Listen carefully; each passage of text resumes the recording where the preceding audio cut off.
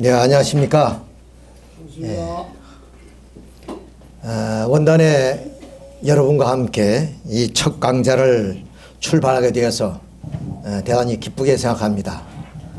그동안에 저는 개인적인 사정 때문에 그리고 또 해외 출장이 있어서 여러분을 자주 뵙지 못했습니다. 원단의 여러분과 함께 목요 강좌를 출발하겠습니다. 금년은 문선명 선생님의 탄신 100주년을 맞이하는 참으로 뜻깊은 해입니다. 이제 문선명 선생님의 사상과 이념이 지구 끝까지 이제 전파가 되었고, 그리고 그분의 그 삶의 업적이 재평가가 되어지리라 생각이 되어집니다. 그리고 미래에 문선명 선생님의 사상과 이념이 하나의 비전이 되어서 인류에게 큰 희망이 심어지지 않겠냐 하는 생각을 갖습니다. 인류 역사에는 수많은 현철 성인들이 탄생해서 암울한 시대에 인류의 큰 빛이 되었고 인류를 영도에 나오셨습니다. 그리고 오늘의 이런 문명사회를 이루어냈습니다. 그럼에도 불구하고 오늘 우리 사회에는 가정에서부터 세계 이르기까지 해결해야 될 수많은 난제들이 있습니다. 이런 문제들을 문선명 선생님은 평화라는 주제를 가지고 이렇게 인류가 지금까지 밝히지 못했던 천배의 내용을 하나하나 설파에 나오시던 선생님의 모습을 우리가 상상해 보면서 그분이 8대 챔피언이라는 그 주제를 가지고 지금까지 5번에 걸친 말씀을 해 왔습니다. 오늘 6번째로 하나님이 창조하신 이 피조세계, 그 피조세계와 인간은 어떠한 관계를 가지고 있고 또 인간의 위치는 어떠한 위치인가를 우리가 이 시간을 통해서 확연하게 확인해 볼 수 있으리라 생각이 되어집니다. 그리고 인간의 태어남, 그리고 삶, 죽음, 어떠한 관계가 있는 것인지, 그리고 우리가 흔히 말하듯이 빈소로 와서 빈소로 가는 인생이지, 그렇지 않으면 무언가 우리 이 세상에 남겨야 될 내용은 무엇이고, 그리고 가지고 가야 될 인생의 사후의 세계는 어떠한 세계인가, 이런 자세한 내용들을 짧은 시간이지만은 여러분과 함께 이야기를 나누도록 하겠습니다. 그래서 오늘의 주제는 인간을 중심한 무형실체의 세계와 유형실체의 세계라는 내용입니다. 좀 생소한 이야기는 하지만은 여러분이 쉽게 이해할 수 있도록 말씀을 드리도록 하겠습니다. 지금으로부터 주전 1600년 모세라는 인물이 바로 이 모세오경이라는 창세기를 이제 쓰시게 됩니다. 그 창세기 첫 페이지에 바로 이러한 글이 있습니다. 하나님의 형상 곧 하나님의 형상대로 사람을 창조하시되 남자와 여자를 창조하셨다. 이건 대단한 하나의 선언이 아닐 수가 없습니다. 당시 시대는 신화적인 세계였습니다. 그런 세계 속에서 유일신인 야훼가 인간을 창조하시는데 그 인간이 어떤 인간이냐? 하나님의 신성을 닮은 인간, 하나님의 절대성을 닮은 인간으로 인간을 창조하셨다. 그렇기 때문에 인간은 하나님의 신성을 닮아서 인성을 가짐으로 사람다운 삶의 생활을 할 수가 있는 것이고, 하나님이 절대성을 닮아서 우리 인간은 인격체가 되는 것입니다. 이런 인간을 창조하셨다고 이미 주전 1600년에 모세는 선언을 하십니다. 우리는 이런 주제를 놓고 이 선언을 중심한 우리 인간의 모습이 어떤 모습인가, 이것을 우리가 한번 자세하게 살펴보도록 하겠습니다. 말씀드린 것처럼 하나님은 그 인간을 창조하시는데 먼저 인간을 창조하신 것이 아니라 성서의 창세기 과정을 살펴보면 인간을 본으로 하여서 바로 이런 자연세계와 또 무형세계인 유형실체의 세계를 창조하십니다. 이 말은 무슨 말이냐면 바로 인간을 선유 조건으로 해서 바로 이 피조세계를 창조하셨다는 그런 얘기가 되겠습니다. 마침 우리가 집을 지으려면 그 집은 누가 살 집이냐에 따라서 집의 장소와 형태가 달라집니다. 농부가 살 집이면 들에 지어야 되고 어부가 살 집이면 바로 바닷가에 지어야 됩니다. 이것처럼 그 선유 조건처럼 하나님이 인간을 창조하시기 전에 인간을 본으로 하여서 이 피조세계를 창조하셨다는 얘기가 되겠습니다. 이거 좀 불을 좀 꺼셔야 되는데. 자, 그래서 이런 선유 조건에 의해서 인간의 몸이 가장 안락한 환경을 만들기 위해서 바로 자연세계를 지으셨다고 볼 수 있고, 인간의 마음의 그런 행복을 위해서 바로 무형실체의 세계를 창조하셨다고 이렇게 볼 수가 있습니다. 자, 이런 무형실체의 세계와 유형실체의 세계의 좀 차이점은, 유형실체의 세계는 시간과 공간의 제약을 받는 그런 순간적이고 한정된 세계입니다. 그래서 우리는 이런 세계를 하나의 현상의 세계라고 얘기도 합니다. 그러나 무형실체의 세계는 이와 달리 시간과 공간이 초월된 영원한 하나의 세계죠. 여기에 이제 그림 한 장면을 여러분에게 보여드립니다만은, 이 그림의 장면이 뭐냐면은 예수님이 십자가를 지시기 전에 요한, 야곱, 베드로를 데리고 가서 이제 마지막 기도를 할 때 바로 여기에 예수님의 환영이 나타나게 됩니다. 그리고 그 곁에는 900년에 죽었던 엘리야, 또 1600년 전에 죽었던 모세의 모습이 이렇게 함께 등장합니다. 이것은 바로 900년에 죽었던 엘리야나 모세가 바로 이런 무형실체 세계에 실존하고 있다는 것을 증명해 주는 하나의 내용이 되겠습니다. 그리고 또 하나는 우리가 기독교의 좀 거장이라는 바울이 천상세계에 이제 보는 그런 얘기를 고린도 후서에서 자세히 설명하고 있습니다. 그 설명에 의하면 이 바울이 14년 전에 삼층천의 세계를 가는데 그 삼층천에서 자기가 몸 안에 있는지 몸 밖에 있는지 모르겠더라. 그리고 낙원으로 끌려 올라가서 그 낙원의 모습을 보니 말로 표현할 수가 없더라. 이렇게 바울은 고린도 후서를 통해서 생생하게 기록하고 있습니다. 이런 모습들을 우리가 보면서 무형실체의 세계라는 것이 실존하는 세계라는 사실을 우리가 인정을 해야 됩니다. 물론 보이진 않지만 실존하는 세계이기 때문에 문선명 선생님은 무형실체의 세계라고 이렇게 표현을 하십니다. 이런 무형실체의 세계와 유형실체의 세계를 합하여서 부르는 그 이름이 천주입니다. 천주. 지금까지 우리는 우주라는 개념은 있습니다만은 천주라는 말은 아마 여러분들이 처음으로 듣는 얘기가 아닐까 생각이 되어집니다. 천주라는 그 개념은 바로 이 우주를 넘어서서 무형실체의 세계까지 합한 그러한 칭호가 바로 천주다. 이렇게 말씀을 드릴 수가 있습니다.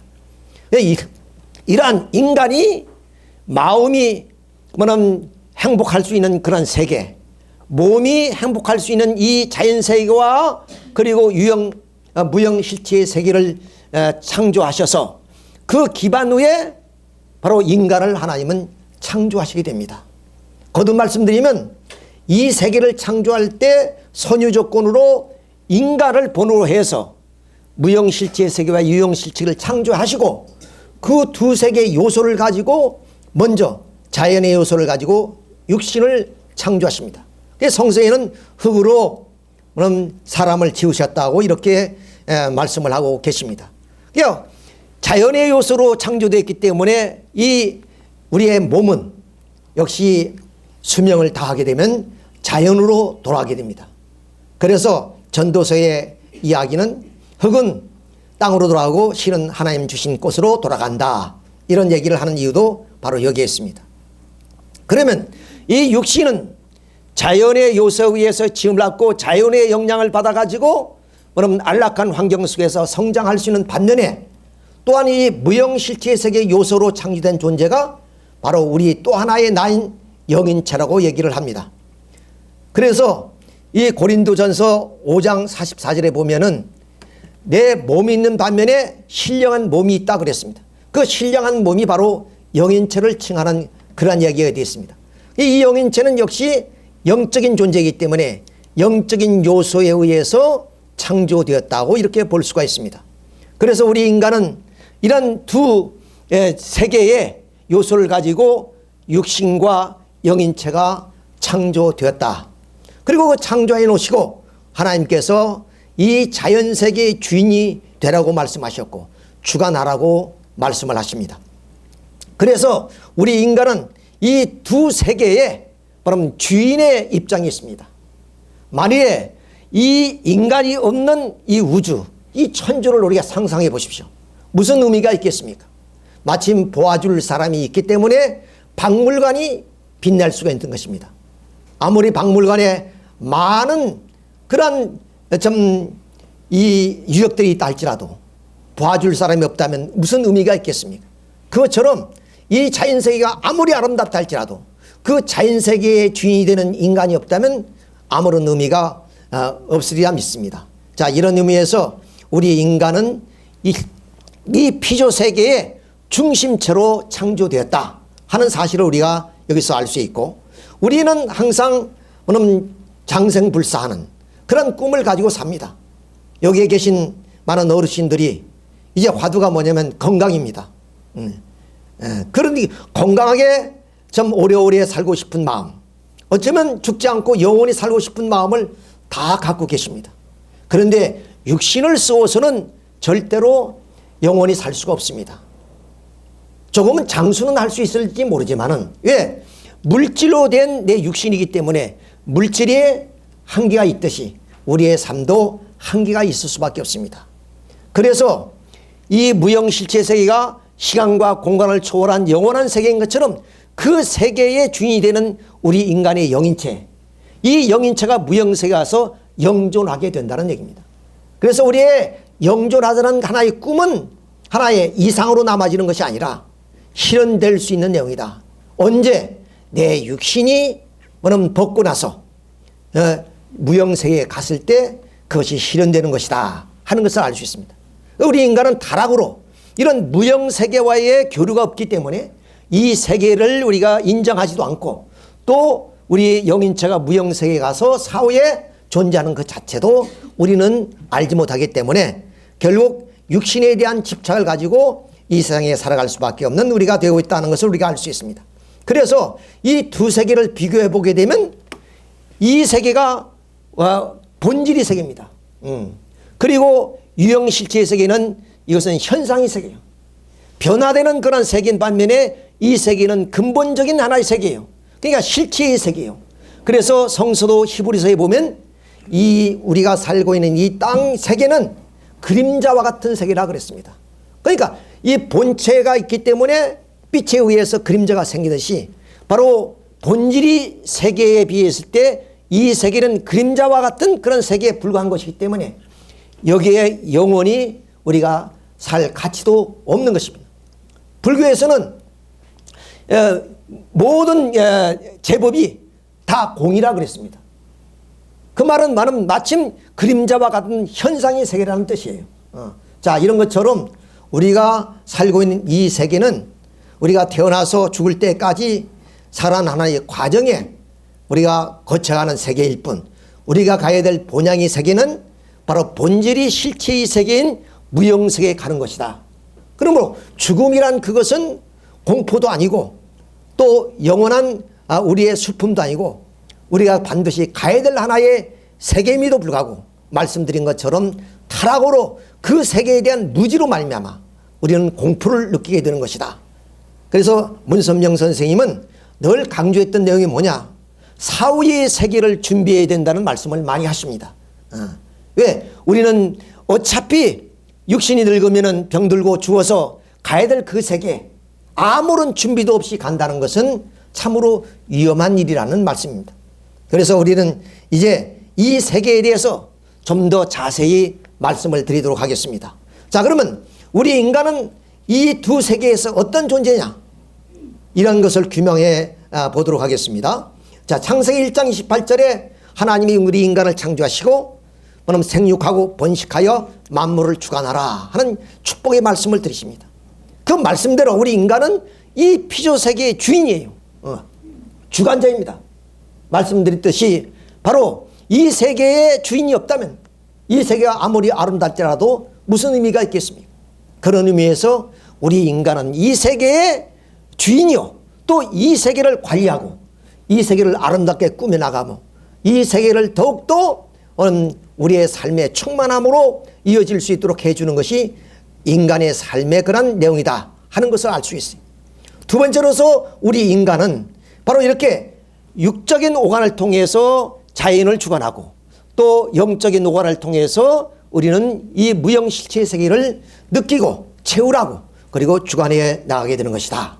둘째는 화동의 중심체라는, 즉 말씀드린 것처럼 이 무형실체의 세계와 유형실체의 세계는 차원이 다른 세계예요.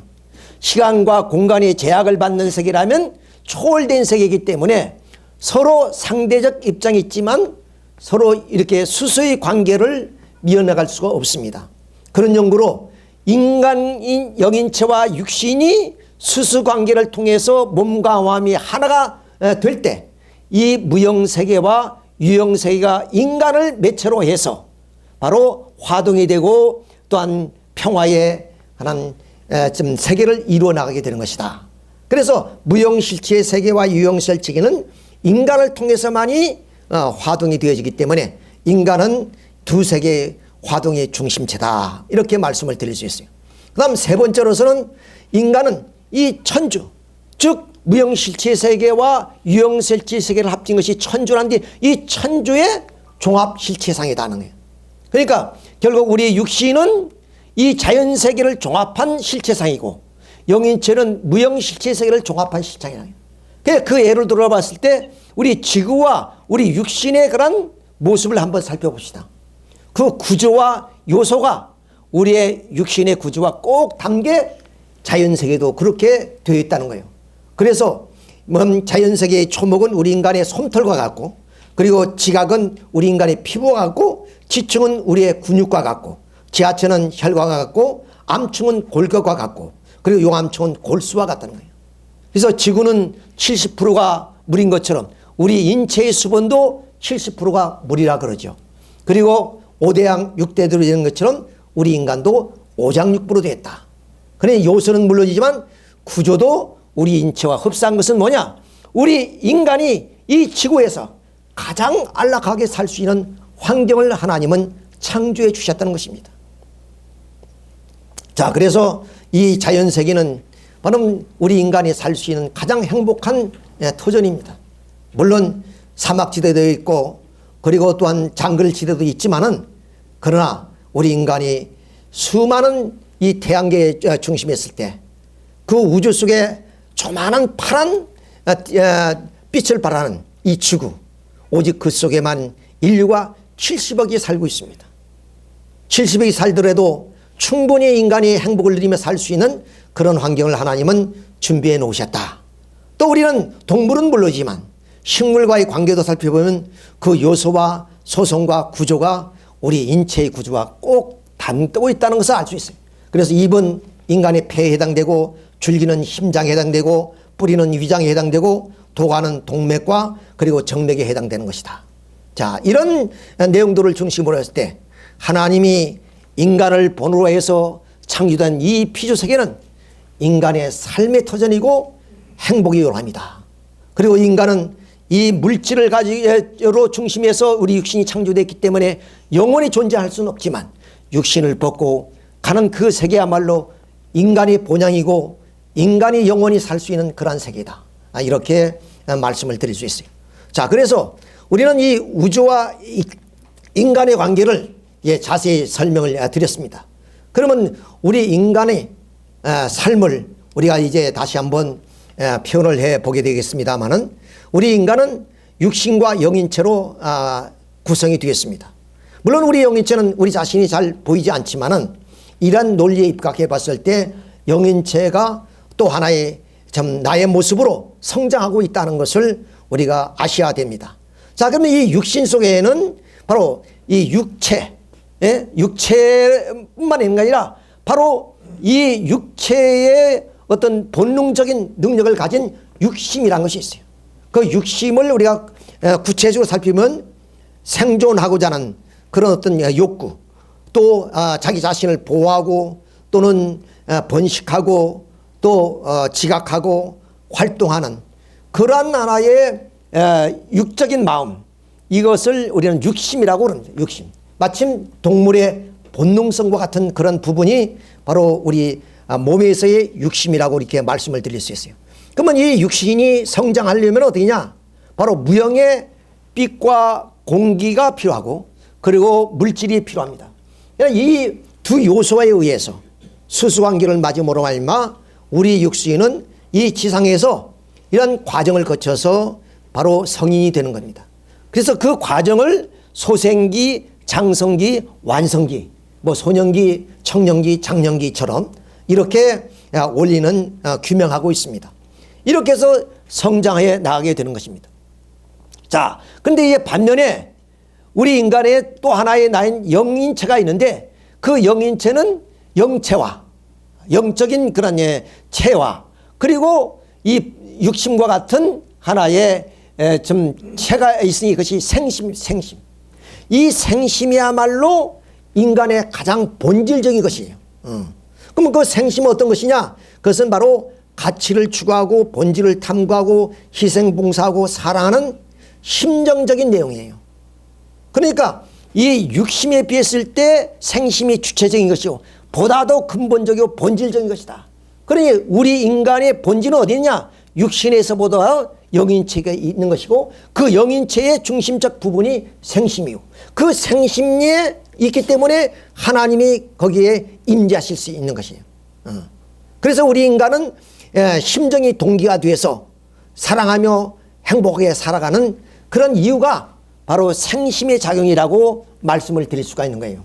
자, 그러면 이런 그 생심을 중심한 이 영인체는 어떻게 성장하느냐?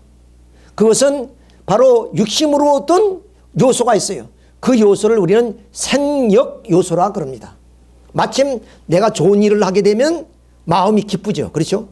만일에 또 양심을 거스르는 행동을 하게 되면 내 마음에 심적인 그런 고통을 당합니다.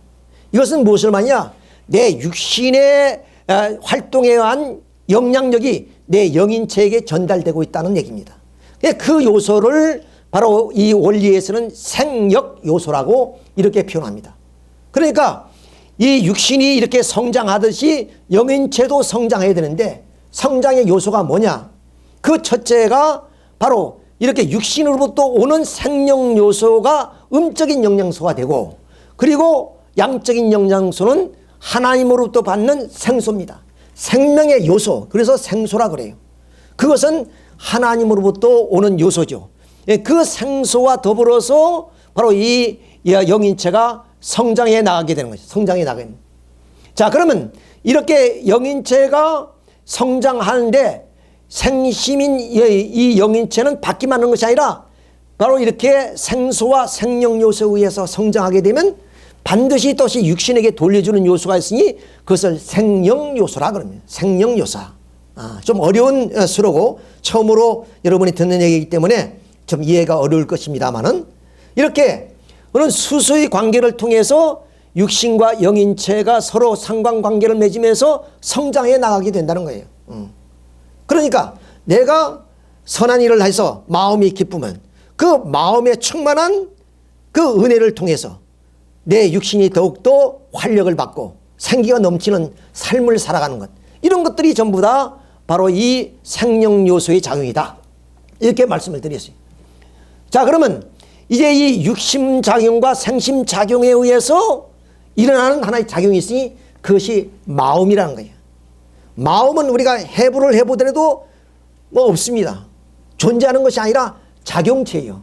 그러면 그 마음의 작용이 어떻게 일어나느냐? 바로 이 육심과 생심이 작용이 할 때 마음이 작용이 일어나는데 그 마음은 우리가 여러 가지로 표현하죠. 양심이다, 본심이다, 사심이다는 이런 말로 표현을 합니다. 자, 양심의 본심이라는 것은 우리 마음이 이 육심과 생심이 뭐야?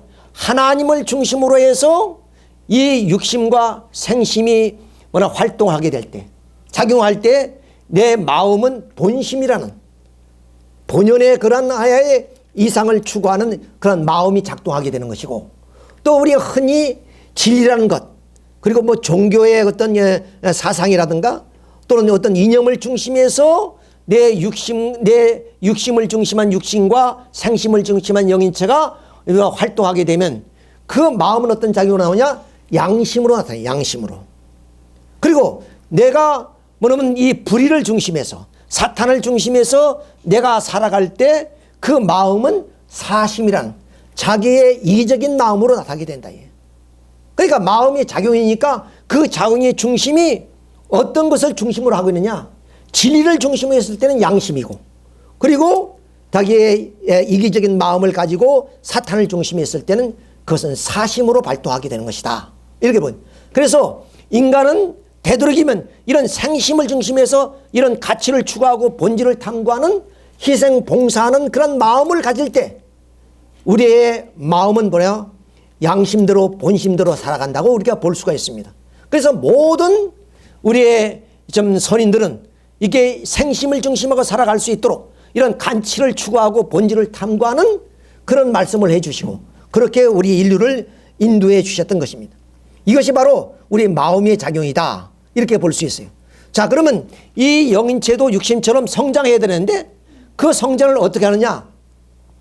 반드시 이런 3단계 과정으로 성장하게 됩니다. 좀 어려운 얘기이기 때문에 영영체, 생명체, 생명체라고 이렇게 표현을 합니다.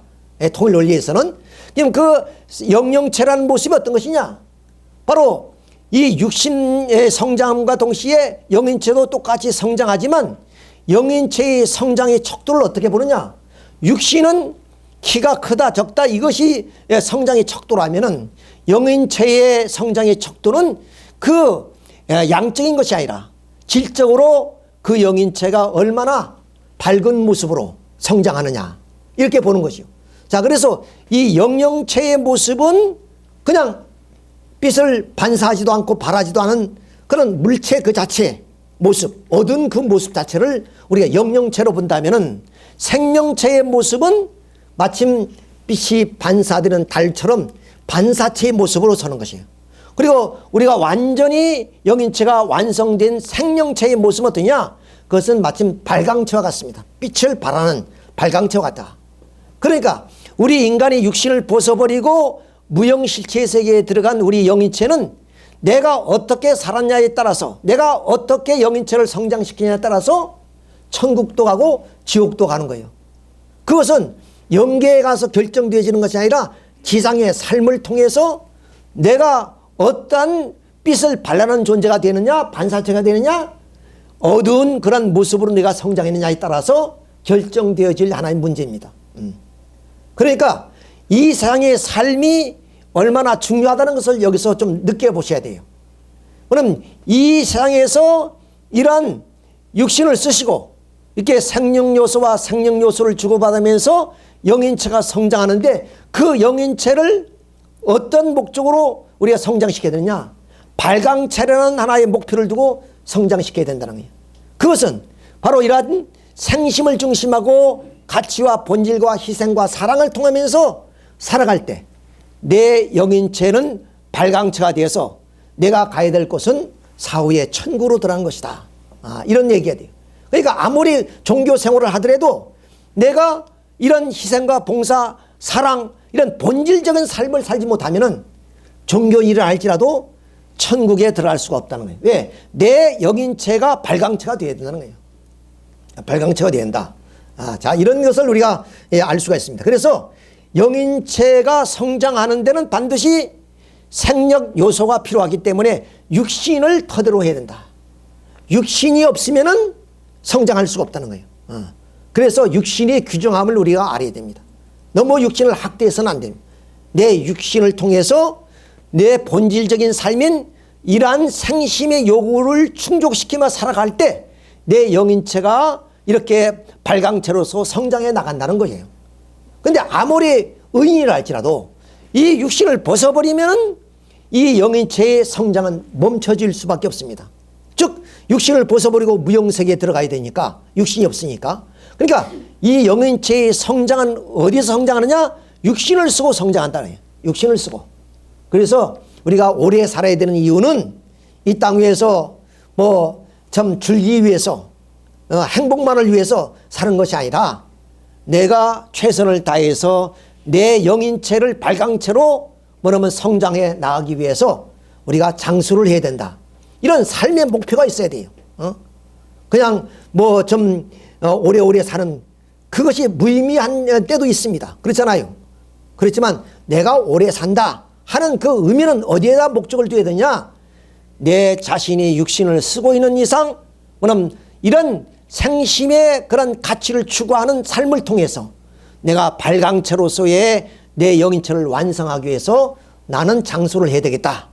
이런 마음을 가지고 뭐냐면 사회에 봉사도 하고 이웃도 도와주고 내가 가진 것이 있으면 불우한 이웃을 많이 도와주고 이러면서 더불어 사는 그런 삶을 살아갈 때 내 노후가 더욱 빛나고 아름다워질 수 있습니다. 그래서 옛말에 우리가 나이가 들수록 입은 잠그고 복에 뜨는 연락을 했어요. 가진 것이 있으면 많이 베풀어야 됩니다. 두 번째로서 우리 영인체의 감성은 어떻게 느껴지느냐? 그것도 역시 마찬가지로 육신생활 속에서 내가 뭐냐면 사랑하면서 내 영인체는 그 사랑의 행동을 통해서 내 영인체가 사랑체로서의 육성되어진다는 거예요. 그러니까 무형세계에 들어가서 내가 사랑의 그런 실체로서 뭐냐면 살아가느냐 못 살아가느냐 하는 것은 육신생활 속에서 내가 사랑을 얼마나 베푸느냐 여기에 따라서 결국 이 영계의 내 영인체의 모습이 뭐냐면 달라질 수 있다. 그래서 사랑의 감성은 반드시 육신을 쓰고 뭐냐면 우리가 사랑을 베풀어야 됩니다. 가장 기본적인 사랑이 뭐냐? 그것이 부모 사랑, 부부 사랑, 자녀 사랑이에요. 그러면 이 3대 사랑은 어디 있느냐면 가정에 있어요. 그래서 가정은 그렇게 귀한 겁니다. 가정 속에서 내가 부모의 사랑과 부부의 사랑과 자녀의 사랑을 채울해야만이 내 영인체는 그런 감성체가 된다는 거예요. 감성체. 사랑의 감성체가 되는 거예요. 예를 들면 고기를 먹어본 사람이 고기 맛을 안다 그러잖아요. 김치를 먹어본 사람이 김치 맛을 아는 거예요. 내가 사랑을 해보지도 않았는데 내가 사랑의 감성을 느낄 수 있나요? 사랑은 배워지는 것이 아니라 채우려는 것입니다. 그래서 뭐냐면 이 지상 생활 속에서 우리는 한도 없이 사랑을 우리가 어떻게 해요? 베풀고 사랑을 나누고 사랑을 주어야 되는 그런 생활을 하는 거예요. 그러니까 우리 어릴 때는 부모님으로 또 사랑을 받지 않아요. 이런 사랑의 그 충만한 사랑을 통해서 내가 태어나고 성장합니다. 그 대신 형제 간의 사랑을 나누어요. 친구 간의 사랑을 나눴습니다. 이 연습을 하는 거예요. 그 다음 어떻게 하냐? 그 다음 우리가 결혼을 통해서 이성의 사랑을 나누게 되는 거예요.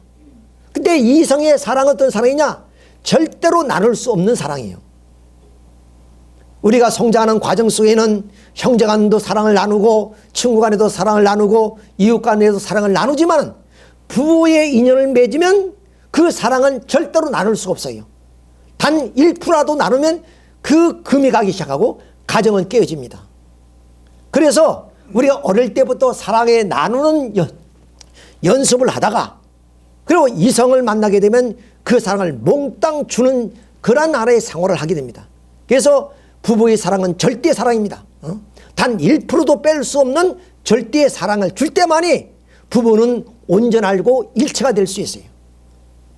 그래서 이제 자녀가 나게 되면 그런 사랑을 기본을 통해서 무한히 주는 사랑이 돼요. 무한히 주는 부모의 사랑이 나온단 말이에요.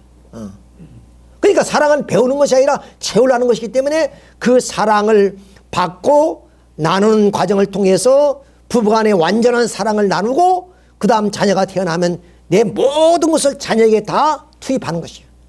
이것이 바로 인간의 3대 사랑인 부모 사랑, 부부 사랑, 자녀 사랑. 그 사랑을 어디서 하느냐? 저 하늘에 가서 하는 것이 아니라 지상에 있었을 때 바로 그 사랑을 채우려는 겁니다. 우리는 흔히 사랑이 결실이 안 됐을 때 그런 남녀 간에 자기의 생명을 해치고 저 세계 가서 우리가 자유의 몸으로 사랑을 나누자. 하지만 그것은 이러한 현실을 잘 모르는 얘기예요. 그곳에는 예수님 말씀대로 시집 가고 장가가는 것도 없습니다. 반드시 지상에서 그런 사랑의 채울이 없이는 저 세계 가서는 사랑을 뭐냐면 엮을 수가 없어요. 그래서 우리 집안에 장가가지 못한 귀신이 있으면 몽달 귀신이라 그래요. 그러니까 그런 몽달 귀신은 어떻게 하냐? 부모들이 처녀 귀신 연 집을과 이제 지상에서 영혼 결혼식을 해줘요. 영혼 결혼식. 그 위에예요. 바로 영계에서는 맺어지는 것도 없고 또 사랑을 나눌 수도 없기 때문에 지상에서 인연을 맺어줘야만이 영계에서 맺어지는 거예요. 자, 그런 의미에서 우리의 이 지상의 삶이 얼마나 중요하다는 사실을 우리가 다시 한번 우리가 깨달아야 될 줄 믿습니다. 자, 그럼 영인체의 소송은 어떠느냐? 영인체가 악화되거나 또 영인체가 선하다 이런 모든 것은 바로 이 지상에서 내가 어떻게 살았냐의 결정에 따라서 바로 이루어진다는 사실입니다. 그러니까 지상의 삶이 대단히 중요하다는 사실을 거듭거듭 여러분에게 말씀을 드립니다. 그리고 자, 우리가 내가 죄를 지었다든가 이러면 그 구원을 받아야 할 텐데 어디서 구원받느냐? 영계에 가서 구원받는 거예요. 지상에서 구원을 받은. 그래서 예수님께서 땅에서 매면 하늘에서 매고 땅에서 풀면 하늘에서 푼다 그랬어요. 그리고 이 모든 숙제를 지상의 베드로에게 이 천국문 열쇠를 맡기고 가셨습니다. 그러니까 영계 가서 문제를 해결하는 것이 아니라 지상에서 모든 문제가 있다면 풀고 가야 됩니다. 원한이 맺혀 있는 것이면 그것을 풀어야 되고 사랑을 맺지 못하면 지상에서 사랑을 맺어야 되고 부모의 효도를 못했으면 지상에서 부모에게 효도를 하고 나라에 충성을 다하지 못했으면 나라에서 삶을 통해서 충성을 다해야 됩니다. 이것이 모두가 지상에서 맺어질 하나의 내용입니다. 자, 그렇기 때문에 우리가 잠시 말씀을 드렸습니다마는 영혼 결혼식에 대해서 다시 한번 말씀을 드리겠습니다. 자, 아까 말씀드렸듯이 처녀 귀신과 총각 귀신이 서로 영혼 결혼식을 올리는 장면이에요. 이건 어떤 무속인을 통해서 우리가 좀 이성적으로 좀 판단하기 좀 어려운 얘기지만은 그러나 이것이 우리 오랜 역사의 기간 속에서 우리 민족의 그런 그 영혼에 대한 관념입니다. 자, 이렇게 해서 그 실체적으로 이런 결혼식을 그대로 재현시켜 주는 거예요. 그래서 서로가 맞절을 하고 서로 음식을 나누고 술을 한잔 나누고 그리고 신방까지 차려주는 거예요. 이것을 해야만이 부부의 인연이 완전히 되는 겁니다. 그래서 비록 무속인을 중심으로 해서 이러한 영혼 결혼식이라 할지라도 이것은 의미가 없는 것이 아니에요. 대단히 중요한 내용들이고 그래서 이 사진을 보여드립니다마는 여러분이 좀 이해가 될 수 있는 부분이라고 생각이 되어집니다. 이것은 무슨 말이야? 하늘에서 맺어질 수가 없다는 거예요. 하늘에서 십자가 가는 것이 아니라 반드시 부부의 인연은 땅에서 맺어져야만이 영계에 가서도 영원한 부부로서 자리를 매김할 수 있다 하는 것을 말씀드릴 수가 있습니다. 자, 그리고 이제 마지막으로서 육신과 영인체는 어떤 관계냐? 그래서 한마디로 하면 나무와 열매의 관계예요. 우리의 지상의 100년의 삶은 바로 이 영인체를 완성하기 위해서 사는 삶이에요. 그리고 그 영인체에 이러한 사랑의 감성을 갖도록 하기 위한 삶이단 말이에요. 그러니까 우리 인생의 삶은 이래도 한 세상 저래도 한 세상이 아니라 이 세상에서 가정을 이루어서 아까 3대 사랑을 채우라면서 행복한 삶을 영위할 때 그 영인체도 사랑의 감성에 의해서 성장해서 빛을 발하는 발광체로서의 환하게 성장해 나가게 되는 것이다. 마침 농부가 이 나무를 심는 이유는 열매를 따기 위한 것처럼 우리 지상의 삶은 영인체를 완성하기 위한 하나의 삶이라는 사실을 여러분이 잊어서는 안 될 것입니다. 자, 이런 의미에서 우리 육신의 삶의 어떤 가치, 의미를 우리가 한번 되돌아 봤습니다만은 이렇게 지상의 삶이 중요하다는 사실이에요. 많은 사람들은 사업이 실패하고 사랑의 실현을 당하고 또 여러 가지 사연에 의해서 스스로 자해하는 그런 안타까운 일들이 얼마나 많으냐. 우리나라에서는 하루만 해도 몇십 명이 스스로 목숨을 끊는 그런 일들이 벌어지고 있다는 것이에요. 이건 참으로 안타까웁니다. 만약에 이러한 하나의 강의를 들었다면 아무리 어려운 환경일지라도 절대 스스로 자기의 생명을 자해하지는 않겠죠. 또한 우리가 생명이란 그 자체는 물론 내 스스로 내가 이 땅 위에 태어난 것이 아닙니다. 내 생명은 부모가 주신 것이고 그 부모로부터 내 생명이 탄생할 때까지는 우리가 이 땅 위에 최초의 생명을 주신 하나님으로부터 오셨기 때문에 내 생명은 내 것이 아니에요. 부모 것도 아닙니다. 그것은 하나님 것이에요. 그러니 내가 스스로 생명을 좀 결단을 지은다는 것은 그것은 가장 큰 죄악이에요. 그래서 종교에서는 이 자해하는 행위를 가장 큰 죄악으로 범하고 있습니다. 문 총리님도 그런 말씀을 많이 하셨어요.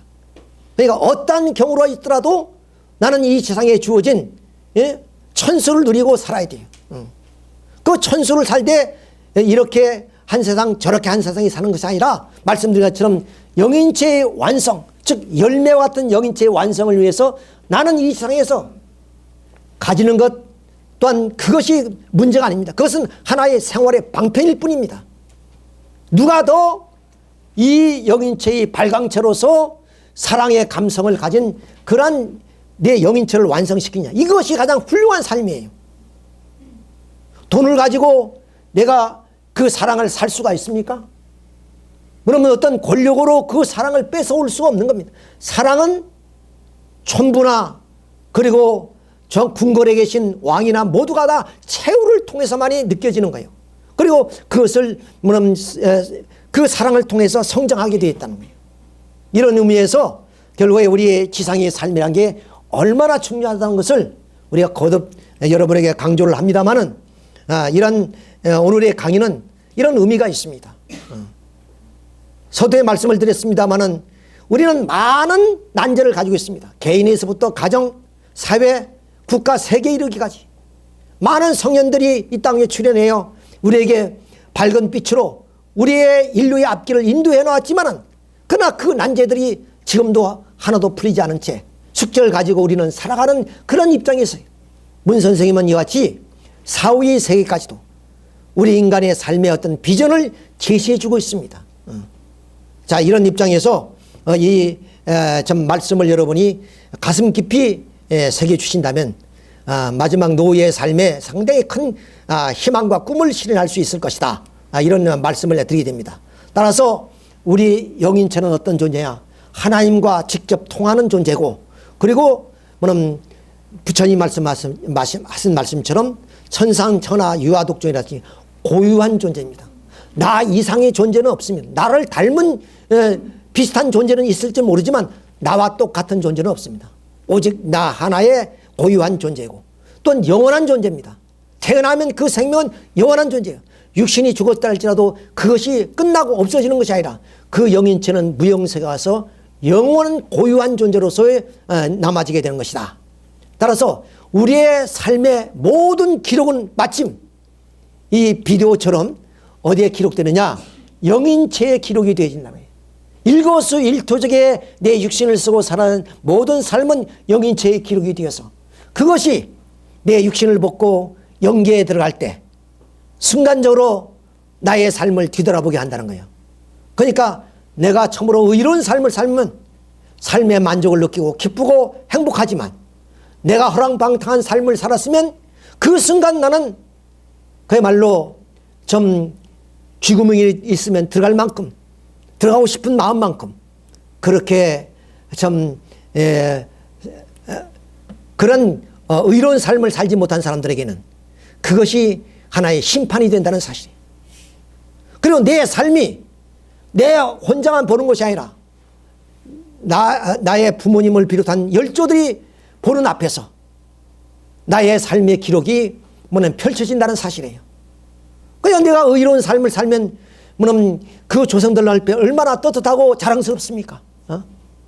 그렇지만 내가 정말로 부모님이나 조상들에게 보여줄 수 없는 그런 장면들이 연출이 된다면 말씀드린 것처럼 쥐구멍이라도 있으면 들어가고 싶은 심정이겠죠. 이것이 바로 뭐냐면 나의 고통이고 슬픔이고, 그래서 우리의 죽음이 두려워진 이유가 바로 여기에 있는 것이지, 뭐 고통스럽고 아파서가 아니라 그 영계를 들어가는 관문 속에서 나의 모습이 어떻게 드러날 것인가, 이것을 우리가 상상해 보면 남은 생이지만은, 짧은 남은 생이라 할지라도 지금까지 내가 의로운 삶을 많이 못 살았다 한다면, 내가 가지고 있는 것을 베풀면서 마지막 생애를 사신다면 참으로 여러분이 영계에 들어갈 때는 빛나는 업적을 가지고 조상들을 기쁘게 해주고 조상들의 환영을 받으면서 저 영계에 입성하지 않을까. 그래서 문총재님이 늘 우리에게 하신 말씀이 뭐냐, 영계가 있다는 사실을 알아야 되고 영계에 준엄한 법이 있다는 것을 결코 잊어서는 아니 된다 그랬습니다. 그리고 영계는 탕감법이 없다는 것입니다.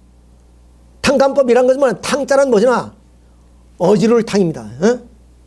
쓸어버리고 없애버려야 할 탕자예요. 내가 행했던 그런 모든 것들 뭐냐면 감해 줄 수 있는 법, 이것이 탕감법이에요. 근데 이 세상에서는 내가 죄를 범하면 법정에 나가서 그 형벌을 받아서 그것을 탕감할 수 있습니다. 그리고 내가 누구에게 해악을 끼치면 다시 내 마음을 돌이켜서 그분을 도와서 나의 모든 죄를 용서받을 수도 있습니다. 그러나 영계에 가면은 탕감법이 적용이 없다는 거예요. 그러니까 지은 죄를 스스로 벗을 수가 없어요.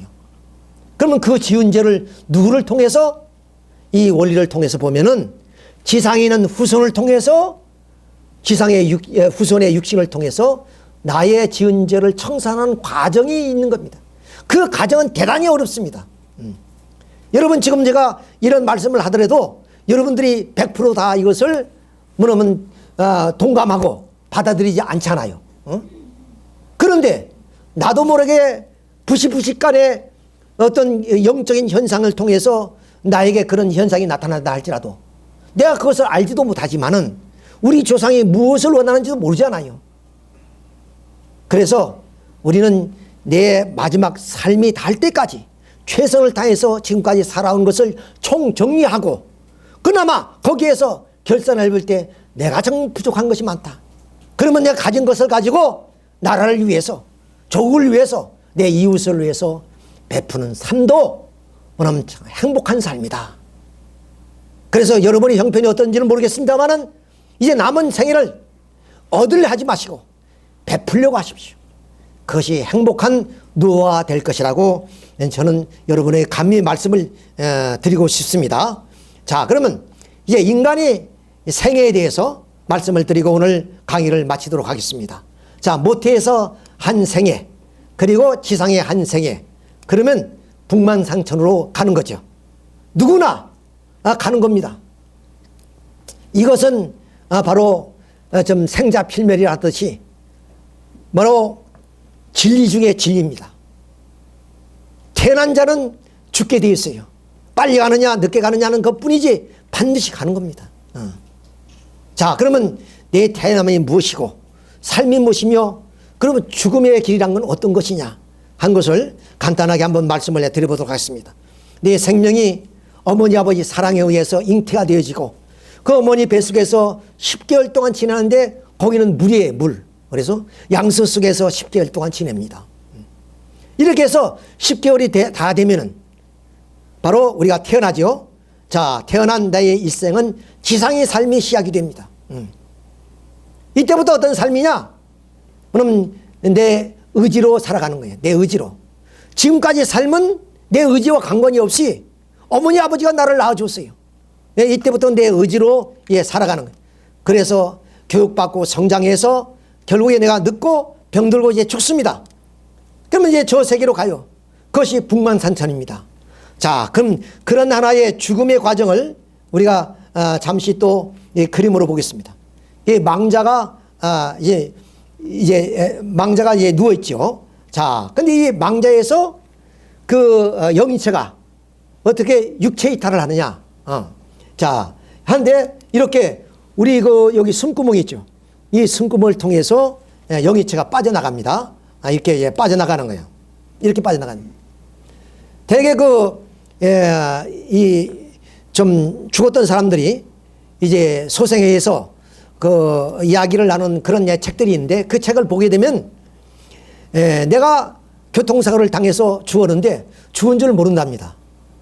그런데 내가 붕 자기 육체 위에 떠 있는데 보면은 많은 사람들이 나 육체를 붙들고 울기도 하고 통곡도 하고 막 그런다는 거예요. 그때야 스스로 내가 죽었구나 하는 것을 느끼기 시작한다는 거예요. 당신이 죽는 순간부터 내가 죽었다는 느낌이 안 온다는 거죠. 왜? 지상에 100년이라는 삶을 살았는데 그렇게 쉽게 내 육체에 대한 미련을 끊을 수는 없잖아요.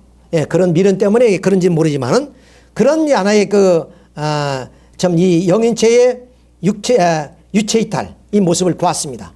자, 이렇게 해서 우리는 죽음을 맞이합니다. 자, 그러면 여기서 이 죽음이란 건 어떤 것이냐? 마침 나비가 알을 낳고 이제 번데기를 이루어서 그 번데기가 어느 일정 기간이 되면 나비가 됩니다. 그렇죠? 그러니까 알이 성장해서 그런 이제 번데기 속에 있을 때 이때 모든 자연의 환경 속에 적응할 수 있는 기능을 갖추고 그 번데기를 벗어서 나비가 되어서 자연의 향과 감미를 느끼며 살아가게 되는 것이다. 마찬가지로 우리의 육신 생활도 이 번데기처럼 이 시간과 공간의 제약을 받는 육신을 쓰고 있기 때문에 그 육신을 통해서 내가 이 천상세계의 삶을 영위할 수 있는 모든 기능을 갖추게 되면 육신을 벗어버리고 죽는 것이 바로 죽음이라는 거예요. 그러니까 죽음은 슬픔도 고통도 아니고 이별도 아니고 당연히 가야 될 하나의 과정에 불과한 것이다. 그래서 좀 통일교에서 치르는 장례식은 일반 장례식과 전혀 다릅니다. 이제 통일교의 그 장례식을 장례식이라 하지 않고 성화식이라 그래요. 성화식이라는데 어디냐면 이 원리의 말씀대로 죽음이 슬픔이나 고통이나 이별이 아니라 당연히 가야 될 길을 가는 것이기 때문에 가는 길에 푸카꽃을 이렇게 좀 식장에 놓아지는 것이 아니라 결혼식 할 때 축하의 그런 그 화환처럼 울긋불긋한 꽃으로 장식을 합니다. 그러니까 어떻게 보면 축하해주는 의미예요. 이런 원리를 모르는 사람들은 이해가 안 되지만 이런 원리를 이해하게 되면 그 의미를 더 한층 깊게 받아들일 수 있어요. 왜? 일반 장례식은 이별이고 그리고 고통이고 불행이라고 생각하기 때문에 숙연한 마음으로 국화꽃을 꽂아요. 슬픔을 의미하는 거죠. 이별을 의미하는 것이란 말이야. 그런데 통일교에서의 장례식은 성화식으로서의 이별을 의미하는 것이 아니라 본향으로 가는 하나의 길이기 때문에 축하의 꽃다발과 같은 것이다. 좀 여러분들이 이해하기가 상당히 어려우실 겁니다만 그런 의미입니다. 문선명 선생님이 사후의 세계를 그렇게 정의하고 계십니다. 그리고 문선명 선생님이 하시는 말씀이 내 쌍수를 들어 축복을 받은 사람은 영계에 가서도 내가 책임을 지겠다. 이런 스승이라면 한번 믿어볼 만하지 않습니까? 여러분 우리가 많은 그런 인간관계를 맺고 사회생활을 합니다. 우리 스승도 있고요. 어떤 스승이 내 사후의 세계까지 책임지는 스승이 어디 있습니까? 문 총재님은 내가 주는 축복을 받는다면 여러분이 저 세계에 가서도 내가 책임을 지겠다. 믿을 만한 얘기입니다. 여러분 그걸 좀 깊이 한번 마음속에 간직해 보시길 바랍니다. 자, 그러면 여기서 생명이라는 것이 뭐 이걸 우리가 좀 한번 깊게 생각해요. 자, 우리 정자와 어머니의 난자가 만나서 하나의 생명체가 탄생하는데 아버지의 정자는 약 3억 마리가 방출된답니다. 사랑을 할 때. 거기에 다 그럼 이 산성벽을 뚫고 나오는 과정 속에 그 정자의 숫자가 줄어드는데 그것이 결국 한 5천 마리 정도가 남고 그것이 난자를 찾아서 가서 하나가 난자와 랑데뷰를 해서 생명이 탄생하는 거죠. 자, 거기까지는 우리가 다 이해를 합니다. 의학적으로 다 밝혀진 것이고. 자, 그렇다면 아버지의 정자를 통해서 어머니의 난자에 들어가서 그 생명의 씨가 어머니 뱃속에서 성장한단 말이야. 그러니까 그 생명의 씨는 정자에서 나오는 거죠. 참, 그러면 내가 남자인데, 내가 그러면 그 생명의 씨앗을 내가 만들었습니까? 만들 수 있습니까? 여러분 어떻게 생각합니까? 여러분 자녀를 두셨는데, 저 자식이 내 자식이다. 내 몸에서 생명의 씨가 탄생해서 우리 자식이 태어났구나. 이렇게 생각할 수 있죠. 그럼 내가 그 생명의 씨앗을 키웠다는 얘기예요. 창조했다는 얘기입니다. 그런데 오늘 현대 과학으로서는 첨단을 달리고 있다고 그러잖아요. 그래서 앞으로는 제4차 산업혁명을 통해서 사람이 노동을 하지 않고도 살아갈 수 있는 시대가 이제 도래했습니다. 이만큼 과학이 문명이 발전했지만 과학은 생명의 근처에 갈 수가 없습니다. 생명은 신의 영역이지 인간의 영역이나 과학의 영역이 아닙니다. 과학은 보리씨앗 하나를 만들지 못합니다. 생명 하나를 못 만든다. 저 들풀 하나 생명도 만들어내지 못합니다. 과학은 신의 영역이에요. 그러니까 내 정자 속에 생명의 씨앗이 있다는 것은 내가 창조해낸 것이 아니라 신으로부터 주어진 그러한 하나의 생명이에요. 말씀드린 것처럼 내가 자해를 한다는 것은 내 것이 아니기 때문에 그것은 죄가 된다는 얘기예요. 자, 이렇게 해서 단지 어머니 아버지 몸을 빌어서 하늘이 주신 생명이 내가 잉태돼서 태어난 것에 불과한 거예요. 자, 이렇게 볼 때 생명의 신비성, 신성성, 절대성을 우리가 뭐냐면 느낄 수 있는 겁니다. 그러니 생명을 함부로 해할 수도 없는 거, 내 생명은 내가 내 것이 아니기 때문에 내가 자해할 수가 없다는 사실이에요. 그 신비하고 성스럽고 절대적인 그 생명을 감히 누가 자기 마음대로 할 수가 있겠습니까? 그래서 고귀한 것이다. 고귀한 것이다. 그래서 과학자 카플리는 말하기를 생명은 생명에서 주는 자에 의해서 생겨난 것이지 뭐 진화론 자들이 말한 것처럼 어떤 진화에 의해서 생명이 나타난 것이 아니단 말이에요. 그렇다면 고귀하다고 볼 수 없어요. 절대적인 것이라고 볼 수가 없습니다. 그리고 만일에 진화론적인 입장에서 본다면 원숭이 씨가 내 몸에 들어와서 원숭이 새끼를 낳았다, 그런 얘기가 되는 거예요. 자, 이렇게 볼 때 우리는 신 앞에 감사할 수밖에 없고 우리가 신을 인정할 수밖에 없는 그런 상황까지 가게 되는 겁니다. 자, 이렇게 해서 우리가 생명이 탄생해서 어머니 뱃속에서 왜 10개월이 필요하냐? 그것은 육신을 쓰고 지상에 탄생해서 살아갈 수 있는 모든 우리 기능을 갖추는 기간이에요. 그것이 10개월이 딱 걸립니다. 10개월이. 그러니까 어머니 뱃속에서 하늘이 준 모든 내 육체적 기능을 다 갖추고 정상적으로 태어나면 지상생활이 행복합니다. 꺼리길 것이 없어요. 뭐 2살, 3살 되면 걸어다니게 되고 그 다음 4살, 5살 되면 말을 하게 되고 이렇게 그 기능을 발휘할 수 있게 되어 있어요.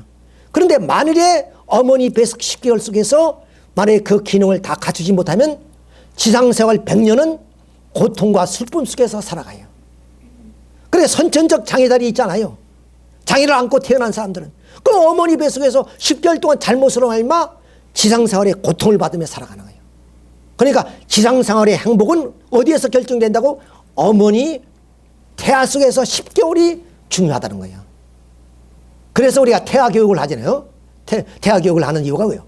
그래서 마약도 해야 되지 않고 우리가 금지 그런 약물이라든가 그런 음식들이 많이 있잖아요. 고리로부터 그런 좀 교육을 시켜왔잖아요. 그만큼 태아의 10개월 과정이 그렇게 중요하다는 거예요. 그것은 지상 삶을 결정하는 하나의 내용이 되기 때문에 그렇습니다. 그러면 지상의 생활 어떠냐? 100년의 삶을 삽니다. 그것은 공기 속에서 살아가는데 내 육체를 쓰고 사는 삶의 목적이 있을 거 아니에요. 이 세상에 어떤 목적도 없는 존재가 어디 있습니까? 분명히 태어났으니까 이 세상에 사는 삶의 목적이 있을 것이야. 그 목적이 무엇이냐? 지금도 그 누구도 그거에 대한 정확한 답을 주지 못하고 있어요. 그래서 문 총재님께서 주시는 그 답이 뭐냐? 영계의 삶을 위해서 지상의 삶을 살아가는 것이다. 지상의 삶의 목적이 바로 영계의 삶을 위해서 사는 것이다.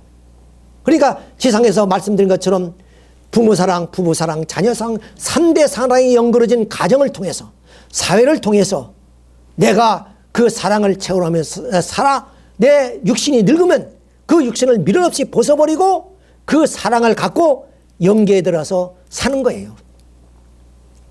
그러니까 지상의 삶은 사랑을 완성하는 삶입니다. 그래가지고 우리가 태어난 부모의 사랑을 받고 형제의 사랑을 나누고 부부간의 사랑을 완전히 나누어서 주고받아서 그 다음 부모가 되면은 몽땅 주고 나는 미련 없이 육신을 벗어버리고 무형세계에 가서 사랑의 화신체가 돼서 사랑을 가지고 노래하면서 살아가는 거예요. 그러니까 우리 인간이 태어나면 사랑의 동기가 되어서 태어났고 사랑의 그런 과정을 통해서 삶을 살고 그리고 그 사랑의 결실체로서 무형세계에 가서 그 사랑의 맛을 느끼며 살아가는 것이 영계의 삶이다. 이렇게 우리가 말씀을 드릴 수가 있습니다. 그래서 결국 지상의 가정생활이 대단히 중요하다는 거예요. 가정의 불행은 내 삶의 전부의 불행입니다. 이것은. 그렇잖아요.